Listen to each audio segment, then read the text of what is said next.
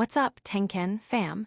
The news cycle is absolutely exploding, and we've got the must-know updates you can't afford to miss. Get ready for a rapid-fire rundown that'll keep you on the edge of your seat. From the gaming world's most anticipated sequels to blockbuster announcements, we're diving deep into the stories that are shaping our digital landscape. Are you ready for this? Let's go. First up, we're heading back to a universe known for its sharp critiques of corporate giants, but there's a twist in the funding that's got everyone talking. We're talking about The Outer Worlds 2 and the fascinating, perhaps even ironic, position its developers find themselves in. You won't believe the insights we've got on this one. Then, we're shifting gears to discuss the mechanics that make games incredibly addictive. You might be surprised to learn which popular shooter is serving as a guiding light for The Outer Worlds 2's gunplay. Get ready for some serious deep dives into what makes gameplay truly shine. And that's not all. We're also exploring the hilarious and very real irony of developers crafting anti-corporate narratives while being owned by one of the biggest corporations on the planet. This is a story about self-awareness, humor, and the ever-blurring lines of modern business. Finally, we're jumping into a universe renowned for its over-the-top action and chaotic charm. Get ready for a return to form with Borderlands 4, where the developers promise a nostalgic yet fresh experience that recaptures the magic we all know and love. Stick around, because you're going to want to hear every single detail. Make sure you smash that like button, subscribe if you haven't already, and hit that notification bell so you never miss an update. The corporate irony, Outer Worlds 2 under Microsoft's watch. This is a story that perfectly encapsulates the often bizarre and humorous contradictions of the modern corporate landscape, especially within the entertainment industry. Obsidian Entertainment, known for its critically acclaimed RPGs, is gearing up for the release of The Outer Worlds 2. This sequel to their anti-corporate satire is set to delve even deeper into themes of megacorporations, exploitation, and the often absurd nature of capitalism. However, there's a significant layer of irony that the developers themselves are not only aware of but actively leaning into. The game is being developed under the umbrella of Microsoft, one of the largest and most powerful megacorporations on the planet. This juxtaposition has sparked considerable discussion, with many pointing out the inherent comedic and perhaps even poignant nature of a studio known for critiquing corporate excess now being owned by a titan of industry. Game director Brandon Adler openly acknowledges this peculiar situation, stating to Games Radar, "It'd be ridiculous to say that we don't notice that." He further elaborates that the team finds the situation humorous and incorporates it into their development process, even hinting at its inclusion in trailers with a wink and nod. This self-awareness is crucial, as it suggests a commitment to maintaining the core message of the game despite its new corporate parentage. Leonard Boyarsky, the game's creative director and a veteran developer with a storied history in the RPG genre, echoes this sentiment, assuring that there are no dictates or anything like that from Microsoft. The developers maintain that their creative freedom remains intact, allowing them to pursue the same critical themes that define the first game. This claim is supported by the broader strategy Microsoft has employed with its acquired studios, often granting them significant autonomy. However, the underlying tension remains. Can a game that critiques capitalism truly retain its bite when funded and owned by a corporation that embodies it? Some critics suggest that the very act of being owned by such an entity might inherently temper the critique, a concept often referred to as recuperation, where anti-establishment art is co-opted and commodified by the system it seeks to challenge. The first Outer Worlds, while featuring a corporate-dominated setting, was largely seen as a vehicle for dark humor and satirical commentary rather than a deeply radical critique. Its setting provided a rich backdrop for comedic scenarios, but its message about the perils of unchecked corporate power was, for some, more implied than aggressively asserted. Whether The Outer Worlds 2 will push this commentary further, directly confronting the implications of its own corporate ownership, remains to be seen. The developers' candidness about the irony, however, offers a glimmer of hope that they are not shying away from the complexities. The success of this endeavor will likely hinge on Obsidian's ability to navigate the delicate balance between artistic integrity and corporate affiliation, delivering a narrative that is both entertaining and thought-provoking, even if its funding comes from the very entities it might implicitly critique.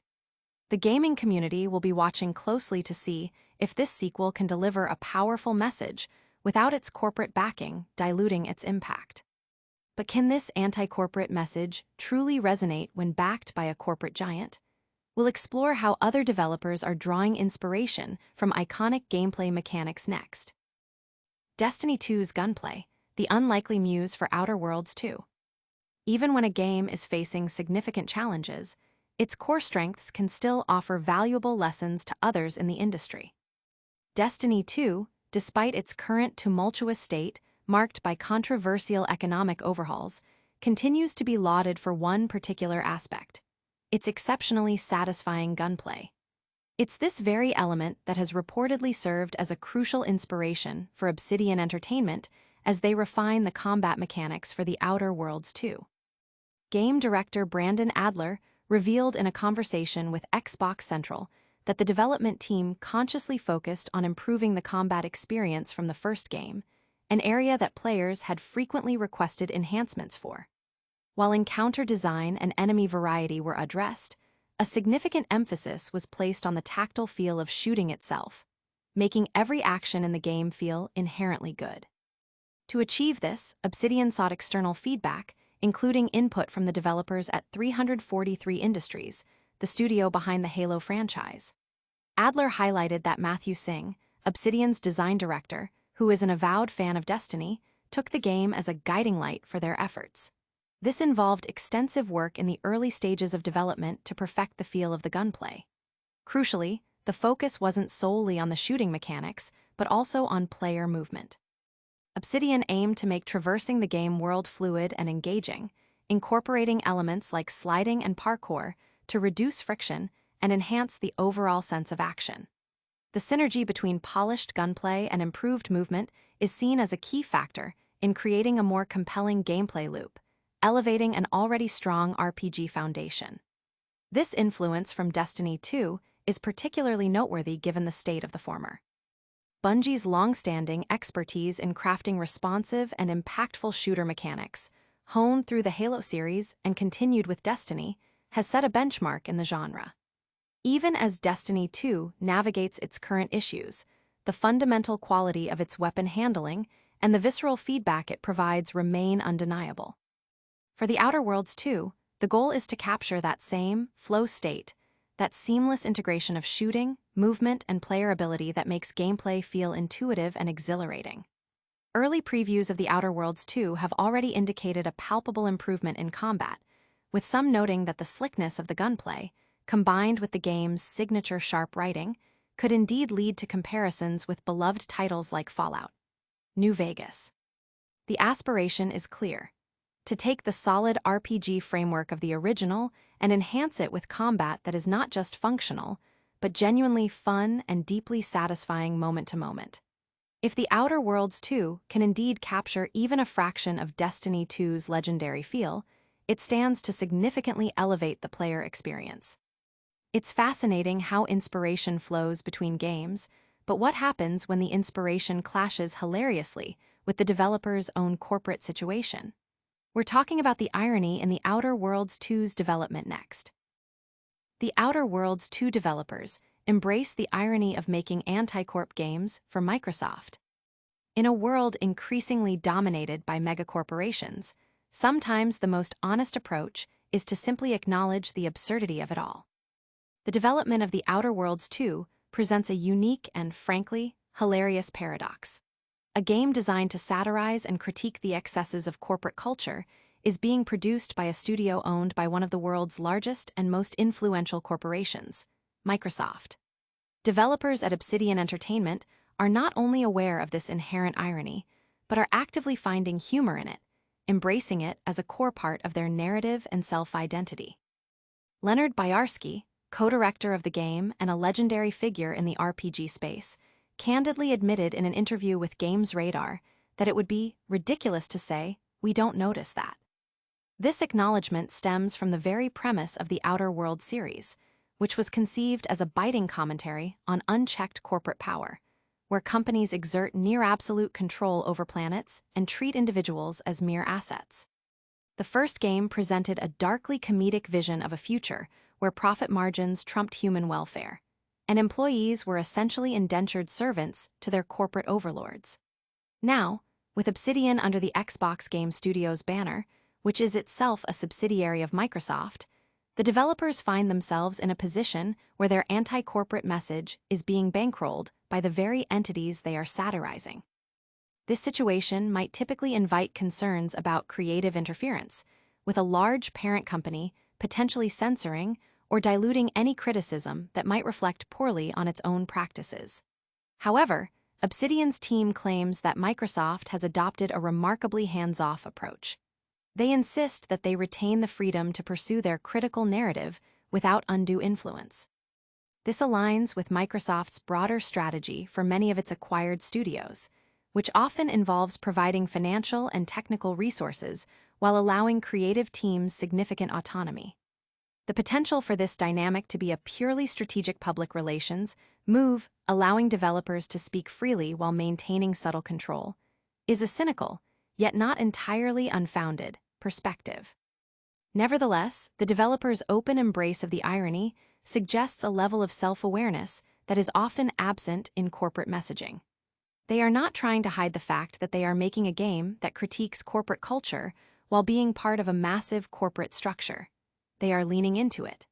This approach allows them to acknowledge the complexities of modern capitalism and the gaming industry's place within it. The satire in the Outer Worlds has always been effective because it often feels uncomfortably familiar, mirroring real-world anxieties about corporate influence on daily life, from the products we consume to the platforms we use for communication and entertainment. The sequel promises to amplify this commentary, making it exceptionally relevant in an era where corporate power continues to expand. The fact that Microsoft appears willing to fund a game that might implicitly question corporate structures is, in itself, an interesting development. It raises questions about whether genuine artistic critique can thrive within corporate ecosystems, or if the funding source inherently limits the depth of that critique. While The Outer Worlds 2 may not be able to directly name and shame Microsoft, though the thought is amusing, its ability to deliver sharp, relevant commentary on corporate culture at large remains a potent possibility. The developers' candid attitude and their willingness to find humor in their situation suggest that they are determined to make the game they envision, regardless of its corporate origins. This commitment to artistic intent, even amidst corporate ownership, is what makes the whole situation so compelling and potentially groundbreaking. Speaking of games that nail their core mechanics, we're diving into a franchise that's aiming for a triumphant return to its roots. Get ready for Borderlands 4. Borderlands 4, a promising return to chaotic charm. After a previous installment that left some fans wanting more, the latest entry in the beloved looter-shooter series appears poised to recapture its signature magic. Gearbox Software is gearing up for the release of Borderlands 4, and early impressions suggest a significant return to the series' roots, focusing on the chaotic charm and satisfying gameplay loop that defined its early success. For longtime fans, the journey through the Borderlands franchise has been a passionate one, marked by a deep affection for its unique blend of dark humor, distinct art style, and addictive loot-driven combat. However, the reception to Borderlands 3 was somewhat mixed, with many feeling that it strayed from the core appeal, suffering from overdone humor and a lack of significant mechanical evolution. Entering the preview for Borderlands 4, there was a palpable sense of cautious optimism, a desire to recapture the feeling evoked by the original Borderlands and its highly successful sequel. The preview mission immerses players in the Fadefields, where the player character, a Vault Hunter, joins forces with the Crimson Resistance to combat Idolator Saul, a lieutenant of the enigmatic Timekeeper. The objective is straightforward: assault Saul's fortress and secure victory for the Resistance. Players step into the role of Rafa, an exo-soldier turned Vault Hunter, equipped from the outset with potent legendary weapons and gear, hinting at the game's commitment to providing powerful tools for destruction.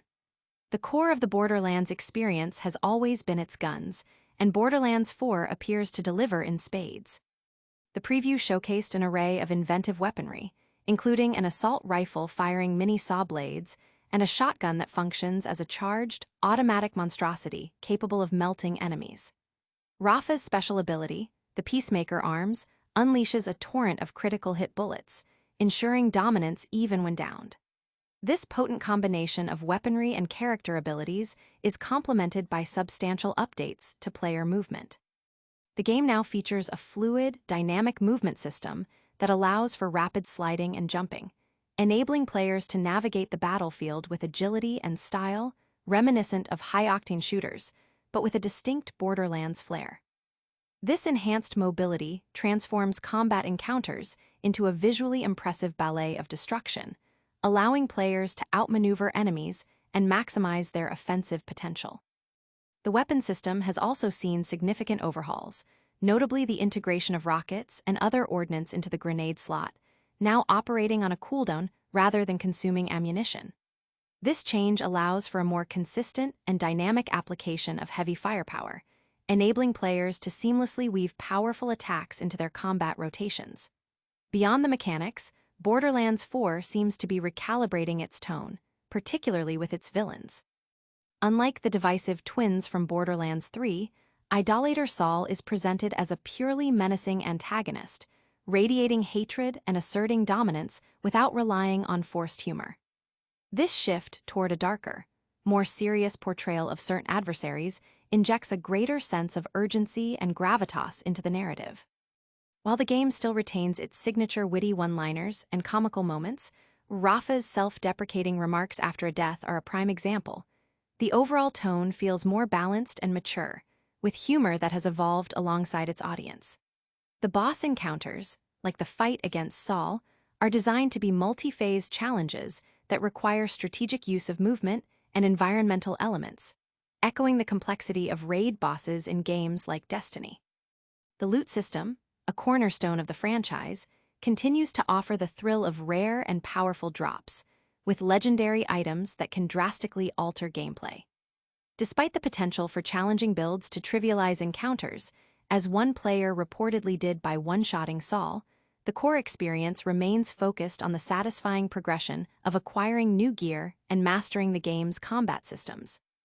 Borderlands 4 appears to be on track to deliver the chaotic, loot-filled adventure that fans have been eagerly anticipating, promising a robust and engaging return to the series' beloved formula. That's a wrap on our deep dives for today. But don't go anywhere, we've got a quick recap and all the ways you can stay connected coming right up. And that's a wrap on another news-packed episode. We dove into the corporate irony surrounding the Outer Worlds 2, explored how Destiny 2's Gunplay is influencing new game mechanics, marveled at the self-aware humor of developers creating anti-corporate games for Microsoft, and got hyped for the return of chaotic charm with Borderlands 4. Don't miss out on any of our future updates. Make sure you hit that like button, subscribe to Tenken for more awesome content, and ring that notification bell so you're the first to know when we post.